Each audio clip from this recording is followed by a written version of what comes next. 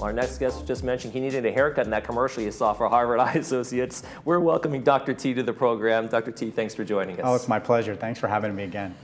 Tell us a little bit about Harvard Eye Associates. You guys have been around for 45 years, kind of general and specialty services for the eye. Yeah, we're a large multi-subspecialty eye care group with ophthalmologists, optometrists, really able to provide a wide range of eye care for you. So we like to be sort of a one-stop shop.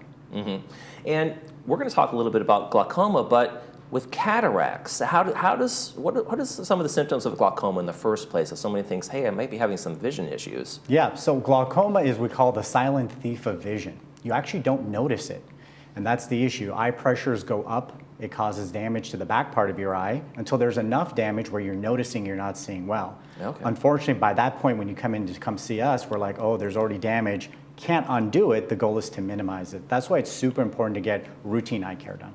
And what would that look like? Am I going to something it's going to get hazy for me, or I'm just having trouble focusing if the glaucoma symptoms? Everyone's going to be a little bit different. Most people would say, hey, I'm just not seeing quite as well. Mm-hmm. And we're trying to figure out where it's coming from. Okay.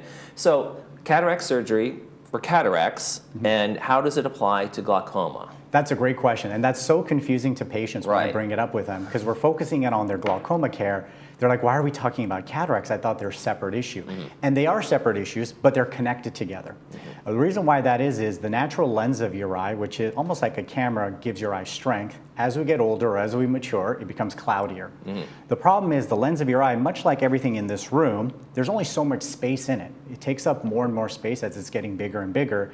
It does one fundamental thing. It pushes the drainage system of your eye closed. Well, the problem with that is when the drainage system closes, that fluid that you're naturally creating inside of your eye accumulates. Mm-hmm. That causes your pressure to go up. Okay. And that stresses other sections of your eye, including the optic nerve, and damages it over time. And that's what glaucoma is, and that's how they're related together. Okay. And so what does the procedure do exactly in terms of relieving that pressure? So what happens here in cataract surgery, you take that big, bulky lens out that's gotten big. You replace it with a small wafer of a new lens that actually opens up space in your eye. That drainage system that was getting smaller and smaller, all of a sudden has more space to open up. Okay. That's when the pressure goes down, and that's one way of helping glaucoma. Because the way we take care of glaucoma is simply to bring the eye pressure down. Mm-hmm. There's many options. There's eye drops, lasers, surgery, or injections. The first surgical intervention is actually just cataract surgery.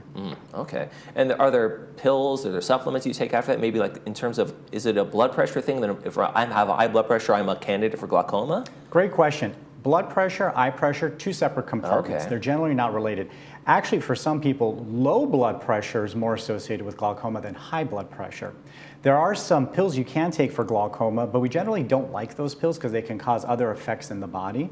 So the general treatment algorithm we use is eye drops, lasers, surgeries, and injections. Okay. Yeah.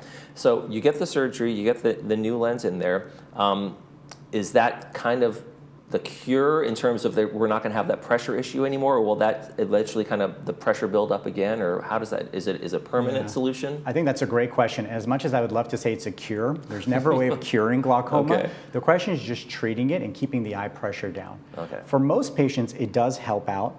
One of the cool things happening here is there's a shift in the way we think about glaucoma care to more of an interventional mindset. So when we're doing cataract surgery, not only does that help bring the pressure down, but there's these newer technologies that have come out that we can do at the same time as we're doing cataract surgery, usually adding 1 or 2 additional steps to the procedure to further help the drainage system.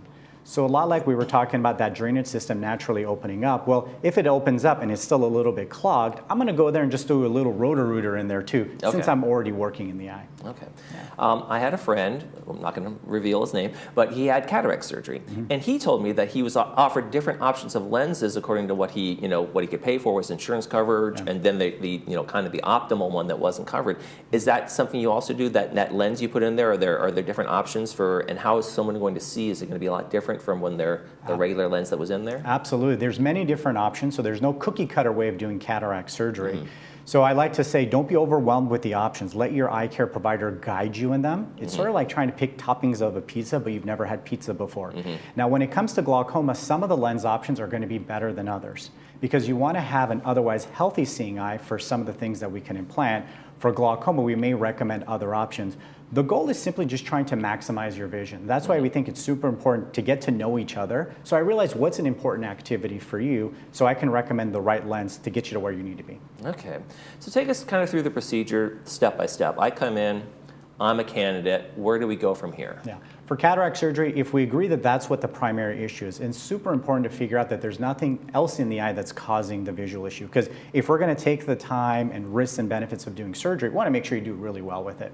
So we'll do a thorough exam, get some testing done, and if that's what it is, we then typically get you connected to our surgical counselor. We get some special measurements done of your eyes. Then we get your surgery scheduled. And in surgery, we go in there, as we mentioned, take that cloudy lens out, put a new lens in. And the way I think about that cloudy lens is think of it like an M&M in your eye. I like food analogies, by the way. The M&M, it's got this outer shell. That's what the cataract is. The milky stuff we take out. We take that thin wafer of a new lens. It goes back into the shell of the M&M. That's sort of what you see there on the diagram in the back. Yeah. The key is getting the measurements done because the power of the lens we put in varies person to person. It's kind of like picking shoe sizes. You may agree, oh, I want that hiking boot. Well, the next question is, what size do we need it in? Okay. And that's what the specific measurements are for. Okay. Yeah. What are some of the things people can do now to make to help in the early stages? Should be regular eye checks? Are you gonna find that? Hey, you might be a candidate for glaucoma down the line. Are you going to notice that? Do you take eye pressure tests? Absolutely. So comprehensive eye exams, that's going to be the most important thing. And again, we consider glaucoma the silent thief, as we talked about earlier. You simply don't know that your pressure's creeping up until it causes damage. A lot of the time patients come in saying, gosh, you're telling me the pressure's high, but I don't feel it. And that's where the problem is. There are rare types of glaucoma where the pressure goes up very high. You're going to feel that. Okay. But in majority of cases, you don't. And actually, the worst thing that I can ever hear is when a patient comes in and saying, I already can't see well. That means we're already moderate or even severe glaucoma. Gosh, we want to catch this early on so you never notice it. So like your food analogy, regular meals are going to keep you from being hungry. Regular checkups are going to maybe catch something early on, and it won't be as severe as it could have been? Absolutely. It's all about maintaining a high quality of life, functional vision at the end of your life. Earlier detection, earlier treatment, not only is it easier, but you end up doing much better at the end. Okay. What's the recovery time? I've had the surgery. I'm okay. Am I wearing special glasses for a long time? Am I avoiding high impact activities for a while? I love those questions because what we want to do is get patients back to the way they're living their normal activities. We generally say about a week to recover. That doesn't mean you're not up and about. It just means your eye's healing from surgery, so maybe a little bit blurry.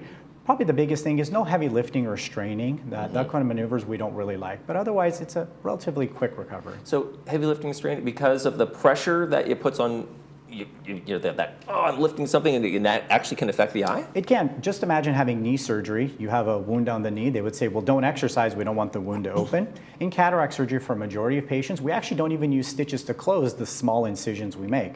So if you do that straining maneuver, you have a tendency of trying to open those incisions, and we don't like that. Okay, so I never think of in terms of my eyes being kind of strained if I'm doing exertion kind of things, but that definitely has an effect, you're saying. And that's one of the beauties with the newer technology with cataract surgery. Our incisions are so small, usually about 2 millimeters in length. They don't require stitches, because the last thing you want to do is come in after surgery and I have to remove stitches from your eye. Well, we try to do it without it. Okay.